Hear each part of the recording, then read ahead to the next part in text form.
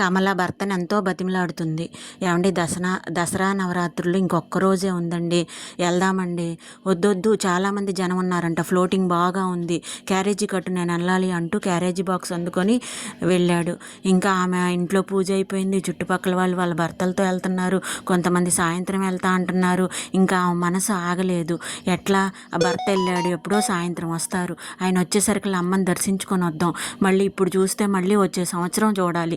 మంగళగిరి ఏముంది, ఒక్క బస్సు ఎక్కితే అక్కడ దిగుతాం, అక్కడ లైన్లో నుంచుంటే చక్కగా అమ్మవారిని దర్శించుకొని వద్దాం, పదరా చోటు పద, బట్టలు వేసుకో మనం వెళ్దామా అని తన 5 ఏళ్ల బాబుని తీసుకొని ఇంద్రకీలాద్రి వెళ్తున్నామన్న ఆనందంలో చక్కగా ఇంటికి తాళం వేసుకొని ఒక చిన్న సంచి, దాంట్లో బాబుకు కావాల్సినవన్నీ తీసుకొని ఆమె అమ్మవారిని దర్శించుకుంటూ దుర్గమ్మ దుర్గమ్మ అనుకుంటూ భక్తిగా అమ్మవారి గుడికి వెళ్ళటం, బాబుని గట్టిగా పట్టుకొని శ్రీదుర్గా జయదుర్గా, శ్రీదుర్గా జయదుర్గా అనుకుంటూ అమ్మవారిని కన్నులారా దర్శించుకొని తిరిగి వస్తుండగా ఒక్కసారిగా జనసందోహంలో తల్లి చేతి నుంచి జారిపోయాడు. చిన్ను చిన్ను అంటూ తల్లి ఆందోళనగా అరుస్తూ వెతకటం మొదలుపెట్టింది.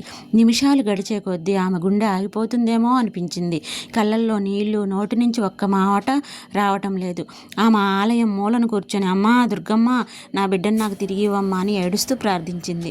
అదే సమయంలో ఆ చిన్న బాబు గుడి మరోవైపు ఒంటరిగా నిలబడి ఏడుస్తున్నాడు. అప్పుడే ఒక వృద్ధురాలు అక్కడికి వచ్చి, ఎందుకురా బిడ్డ ఏడుస్తున్నావు అని ప్రేమగా అడిగింది. బాబు ఏడుస్తూ అమ్మ కనిపించట్లేదు అన్నాడు. ఆ వృద్ధురాలు చిరునవ్వు నవ్వి, రా నేను నీ అమ్మ దగ్గరికి తీసుకువెళ్తాను అని అతని చేతిని పట్టుకుంది. ఆమె చేతి స్పర్శలో ఏదో అపురూపమైన శాంతి ఉంది. బాబు వెంటనే ఏడుపు ఆపేసి ఆమెతో నడిచాడు. కొద్దిసేపటికి ఆ వృద్ధురాలు నేరుగా ఆ తల్లి దగ్గరకు తీసుకువచ్చింది. తల్లి తన బిడ్డను చూసిన క్షణం ఆనందంతో ఏడుస్తూ అతన్ని గట్టిగా హత్తుకొని ముద్దుల మీద ముద్దులు పెడుతూ, అమ్మా ఎవరమ్మా మీరు, ఎవరమ్మా నా బిడ్డను తీసుకొచ్చారమ్మా, ఎవరమ్మా మీరు అని అడిగింది. కానీ ఆమె వెనక్కి తిరిగి చూసేసరికల్లా ఆ వృద్ధురాలు అక్కడ లేదు. అందరూ ఆశ్చర్యపోయారు.